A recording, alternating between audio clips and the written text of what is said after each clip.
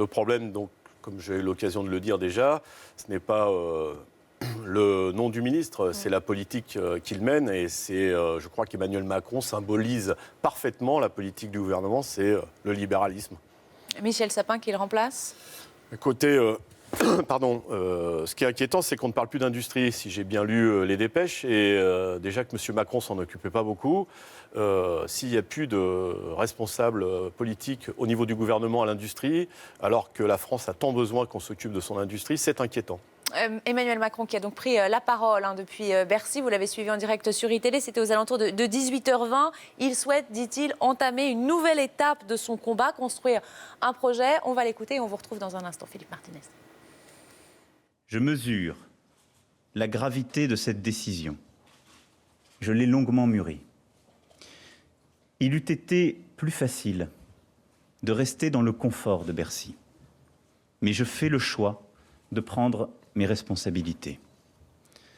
Ce n'est pas un choix dirigé contre les années que j'ai passées à l'Élysée ou au ministère de l'économie. Au contraire, j'en suis fier et je les assume pleinement.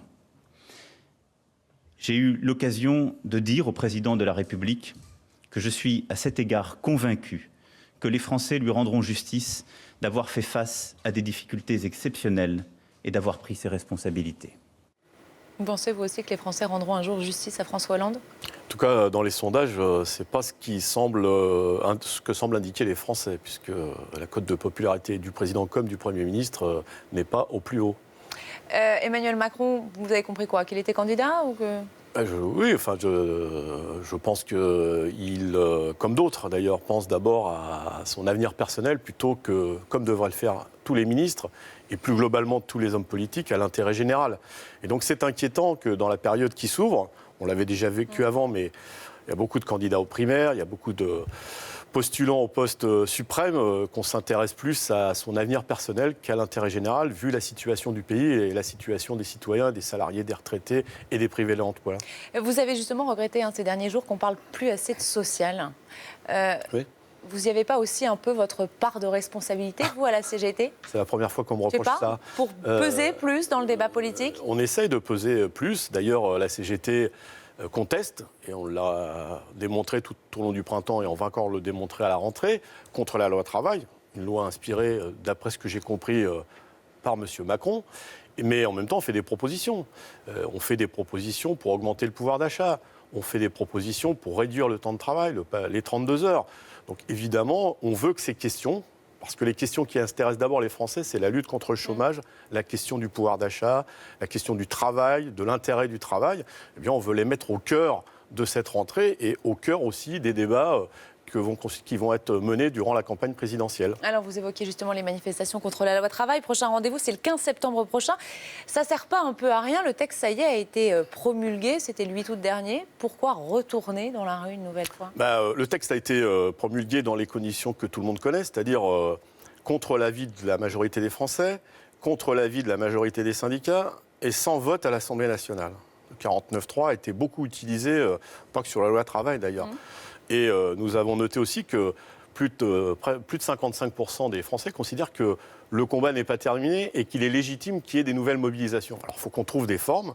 Il y a une première journée d'action le 15 septembre. En tout cas, nous voulons que cette loi soit abrogée et en tout cas qu'elle ne rentre pas dans les entreprises. Donc le combat est loin d'être terminé. Il y a des décrets qui vont être produits par le gouvernement. Il faut se méfier parce qu'en général, quand on n'arrive pas à passer à quelque chose dans une loi, on la met dans les décrets. Donc il faut être vigilant. Et en même temps, quand les salariés se rendront compte concrètement qu'on veut baisser la majoration des heures supplémentaires, qu'on veut les faire travailler plus sans gagner plus, eh bien, il va continuer à y avoir des mobilisations. Donc le combat est loin d'être terminé. 13e manifestation, il n'est pas temps de passer à autre chose, de se mobiliser, se remobiliser sur d'autres questions On est au cœur des problématiques que je vous expliquais tout à l'heure.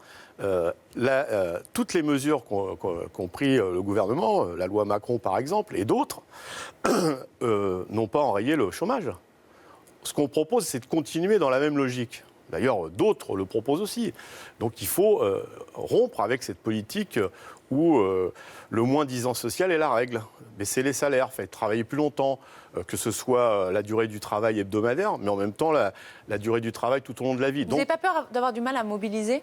Mais c'est jamais facile de mobiliser, on en est conscient. Surtout sur un texte qui est passé. Enfin, oui, mais ça va toucher directement la vie des salariés. ça, je ne le conteste pas, mais c'est vrai que Donc il faut continuer à s'expliquer. Et puis une loi, ça arrive dans les entreprises. Il va y avoir des discussions. Il faut continuer à discuter et continuer à combattre le texte au niveau national et dans chaque entreprise. En tout cas, c'est l'objectif que nous nous fixons avec les autres organisations syndicales. vous évoquiez tout à l'heure la présidentielle en demandant justement aux candidats, à ceux qui y travaillent en tout cas, de s'intéresser plus aux questions sociales. Ça vous fait peur comme ça, cette multiplication de candidatures à gauche ? Non, c'est pas notre souci. Nous, ce qu'on veut, c'est du contenu. Du contenu, et du contenu social. Je notais que c'est les universités du MEDEF là, qui commencent aujourd'hui. D'ailleurs, M. Gattaz regrette la démission de M. Macron, ce qui indique un peu la popularité, dans quel camp est la popularité de M. Salue en tout cas une partie de son action. Oui, on voit où il est populaire, M. Macron. M. Gattaz en demande plus. On demande plus d'aide aux grandes entreprises, parce que ce n'est pas les petites entreprises qui obtiennent des aides ou des exonérations. Monsieur Gattaz en demande plus, il en a déjà eu beaucoup. Quel compte on demande à Monsieur Gattaz ? Vous vous rappelez, je vais créer 1 million d'emplois. Maintenant, il a 2 millions. Oui, il a gagné 40 milliards avec 1 million, il s'est dit, en demandant 2, je vais en gagner 80. Mais quel compte on lui demande ? À quoi ont servi ces milliards qui ont été donnés aux grandes entreprises, je le précise bien ? Les licenciements continuent, les restructurations continuent et la souffrance au travail continue. Puis il n'y a pas moins de chômeurs. Donc il faut que ces questions-là soient au cœur de la présidentielle.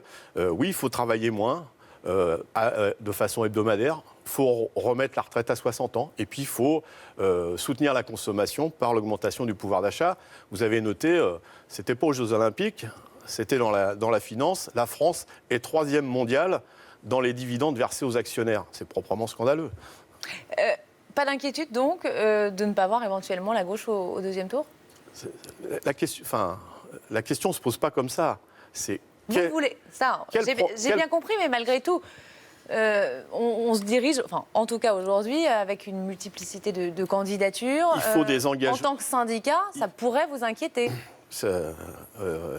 Vous les appelez à se reprendre sur le fond et ça fait partie aussi des questions qui se posent. On les appelle à changer de politique.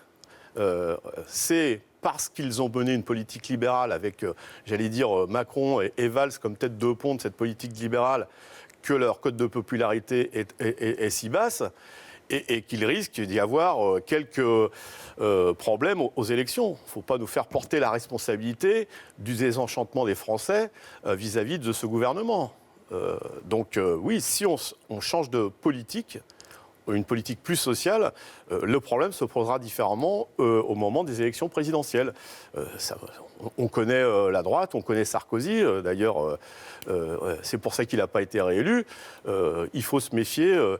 Il faut se méfier de François Hollande aussi alors. Il faut se méfier de vouloir copier quelqu'un qui n'a pas à être copié vu les résultats qu'il a obtenus. Mais en même temps, moi j'insiste, il y a une dérive dangereuse dans le monde politique autour des questions sécuritaires, des relents de racisme. Et là aussi, cette dérive droitière, ce n'est pas la première préoccupation des Français. Je le dis, les questions sociales doivent être au cœur de la présidentielle. Justement, ça a marqué l'actualité sociale de ces dernières semaines, la crise du lait. Ça y est, un accord a été trouvé entre Lactalis et les producteurs de lait.